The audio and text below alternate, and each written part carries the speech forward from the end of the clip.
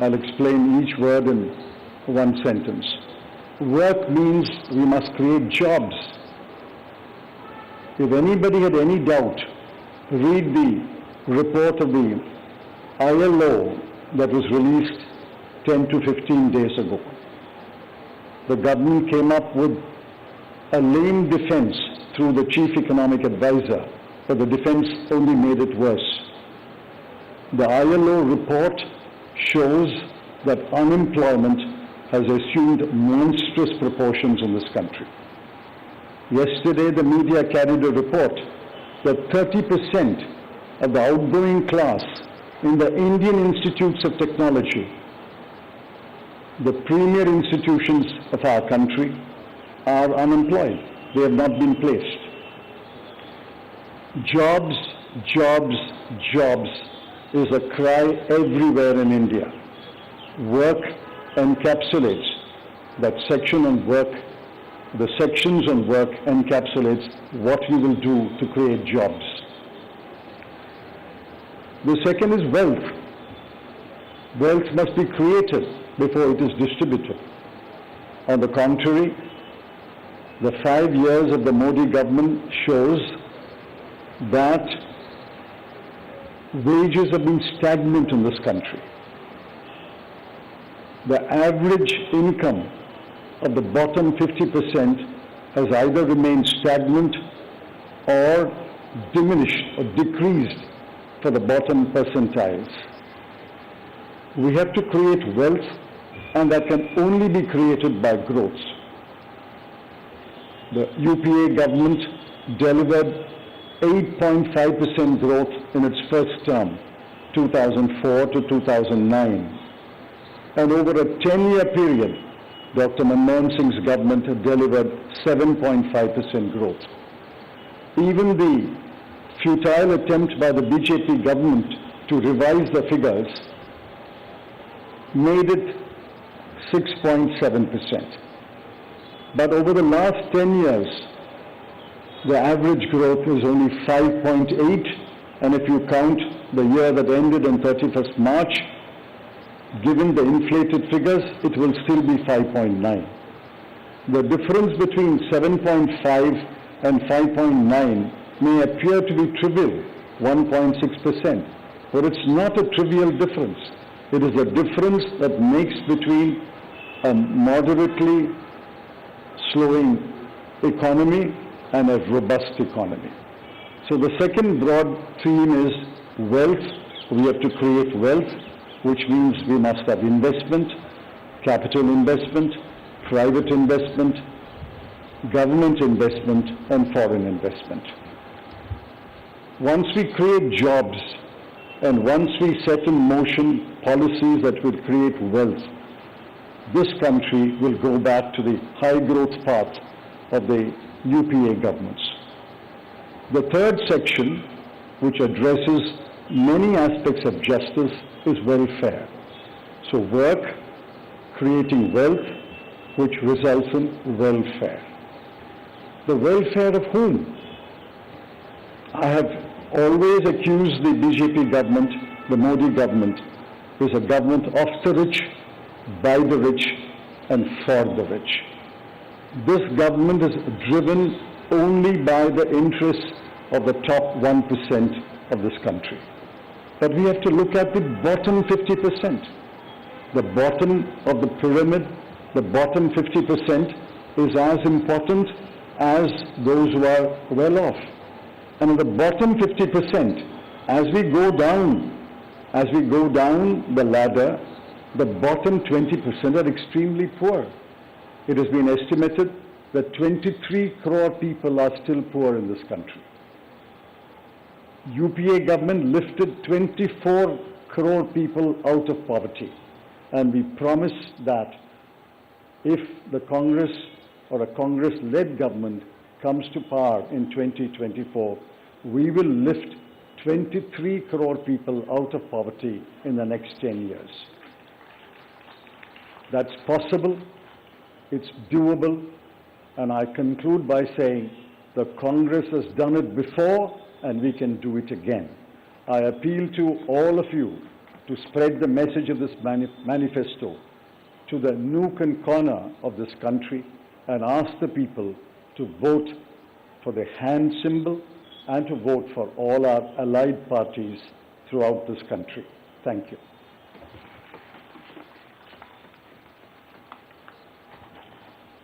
धन्यवाद चिदम्बरम साहब। मैं माननीय राष्ट्रीय अध्यक्ष श्री मल्लिकार्जुन खड़गे साहब से आग्रह करूंगा कि वो 2 शब्द कहें।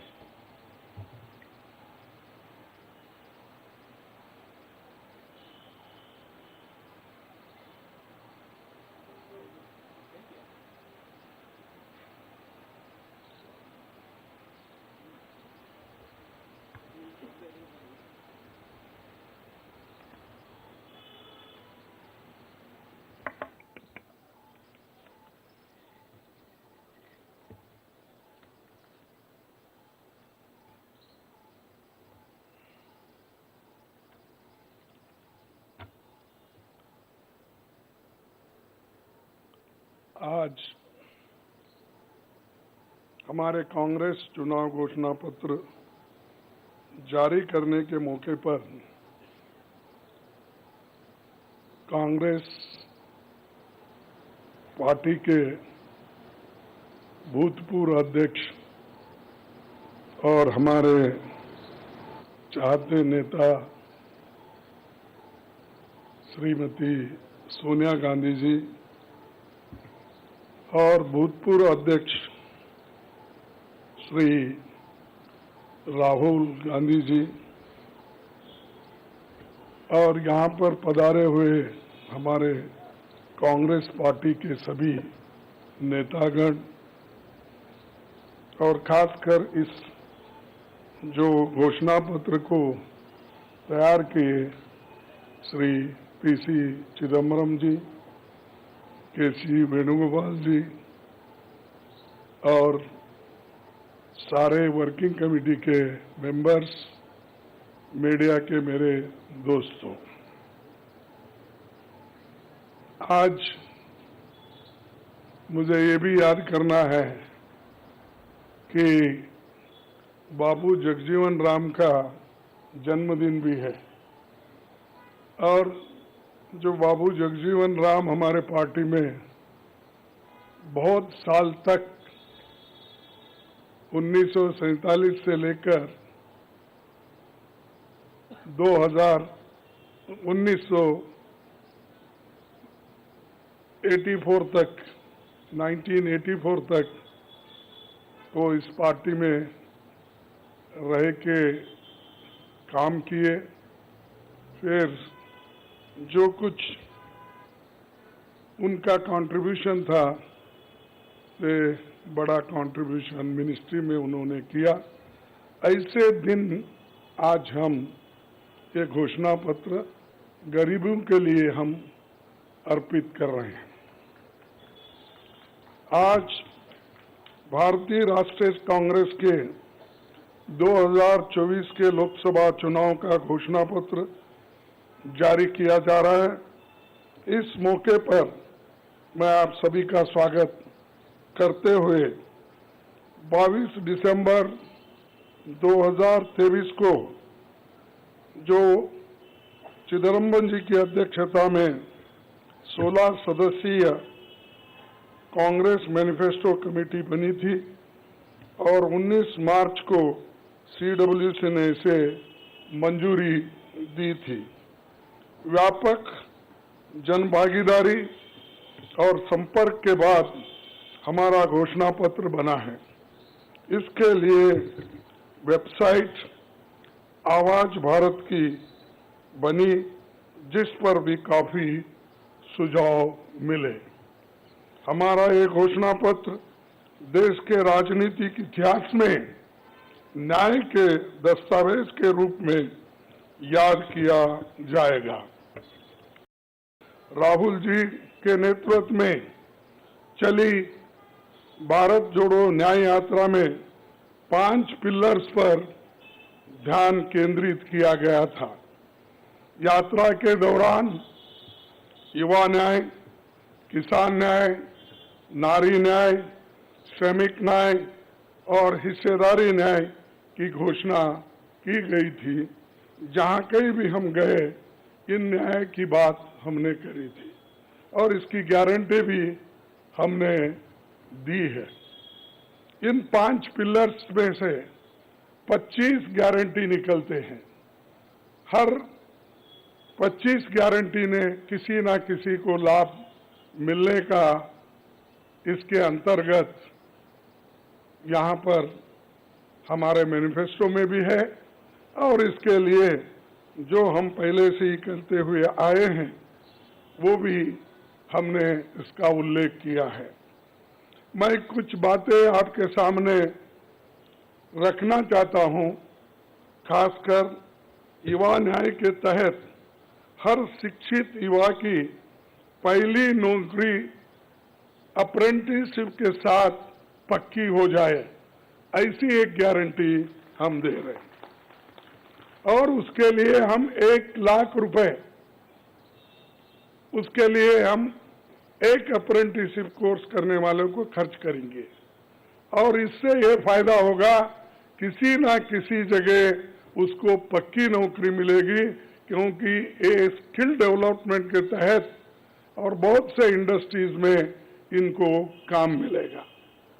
नारी न्याय के तहत गरीब परिवार की महिला को सालाना 1 लाख की मदद देंगे। कोई तालियां नहीं बजा रहे, क्या बात है? गरीब परिवार की महिला को सालाना 1 लाख की मदद देंगे और किसान न्याय के तहत किसानों की कर्ज माफी और एमएसपी कानून की गारंटी भी हम देंगे। और श्रमिक न्याय, इसके तहत मनरेगा में भी 400 रुपए के न्यूनतम, कम से कम 400 रुपए मजदूरी दिया जाएगा।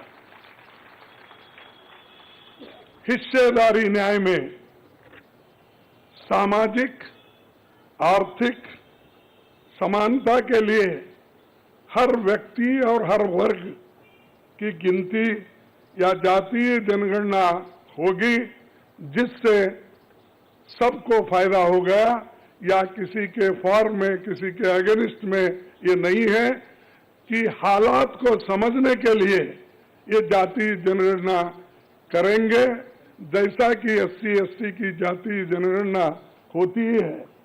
और वैसा ही जो पिछड़े लोग हैं और भी ये अपर कास्ट में भी गरीब लोग हैं, सबकी हालत क्या है ये जानने के लिए हम जातीय जनगणना कराएंगे और इसका फायदा हर वर्ग को मिलेगा। हमारे घोषणा पत्र में संवैधानिक न्याय, कॉन्स्टिट्यूशनल जस्टिस खंड में लोकतंत्र बचाओ, भय से मुक्ति से लेकर मीडिया, न्यायपालिका आजादी, भ्रष्टाचार के खिलाफ मुहिम जैसे मुद्दे, कला संस्कृति जैसे विषय भी है। आर्थिक न्याय, इकोनॉमिक जस्टिस खंड में आर्थिक नीतियों, बेरोजगारी, टैक्सेशन और टैक्स रिफॉर्म्स, ये सारी चीजें उसमें हम लाएंगे। इंडस्ट्री और इंफ्रास्ट्रक्चर पर ठोस काम हम करेंगे। राज्य न्याय, जस्टिस फॉर द स्टेट्स में संघीय विकास, पूर्वोत्तर भारत पर रोशनी हम डाले हैं और जहां कहीं भी फेडरल स्ट्रक्चर को धोखा होगा, हम उस वक्त अपनी आवाज उनके साथ भी उठाएंगे और जब हमारी गवर्नमेंट आएगी तो उनको बराबरी का हिस्सा देंगे, और ताकि वो पैसे के लिए तरस न हो, चाहे वो ड्रॉट हो, फ्लड हो, डिसास्टर्स हो। इसके लिए नेचुरल डिसास्टर्स, इन सब के लिए फेडरल गवर्नमेंट को कानून के तहत जो मदद मिलना चाहिए वो हम जरूर उनको दिलाएंगे। उसी के साथ देश की प्रतीक्षा और आंतरिक सुरक्षा के महत्व को ध्यान में रखकर रक्षा न्याय की भी खंड है, जिसमें विदेश नीति भी है। और विदेश नीति हमारी अब तक सफल हुई है और उसी नीति पे अगर ये लोग काम करते थे और ठीक ढंग से चलते थे और बहुत से मुश्किल हमको आज जो आ रहे हैं वो कभी नहीं आते थे। तो इसीलिए हम अपना रक्षा न्याय का देश की रक्षा के लिए पूरा हम काम करेंगे। आखिरी एक महत्व का बिंदु पर्यावरण न्याय भी देंगे। आप सभी से मैं अनुरोध करूंगा कि घोषणा पत्र को बारीकी से देखें, पढ़ के इसमें आपको भविष्य के भारत की शानदार नया तस्वीर दिखेगा और इसके लिए आप ठीक ढंग से आप काम कर सकते हो। आजादी के बाद 1951-52 में चुनावों से राजनीतिक दल घोषणा पत्र जारी करते समय बहुत से दावे करते हैं लोग, पर कांग्रेस हमेशा जमीनी हकीकत पर चलती है। 1951 में पंडित जवाहरलाल नेहरू के नेतृत्व में हमारा जो घोषणा पत्र जारी हुआ उसका नाम था व्हाट कांग्रेस स्टैंड्स फॉर। उसका नाम था व्हाट कांग्रेस स्टैंड्स फॉर। पहले घोषणा पत्र को लेकर ये टिप्पणी की गई थी, no exaggerated claims were made, no ambitious plans to entice public or deceive the electorate had been placed before them. A realistic view of what was capable of achievement and implementation alone was presented. ये पंडित जवाहरलाल नेहरू जी के जमाने में घोषणा पत्र दी थी जो realistic है, जो ग्राउंड लेवल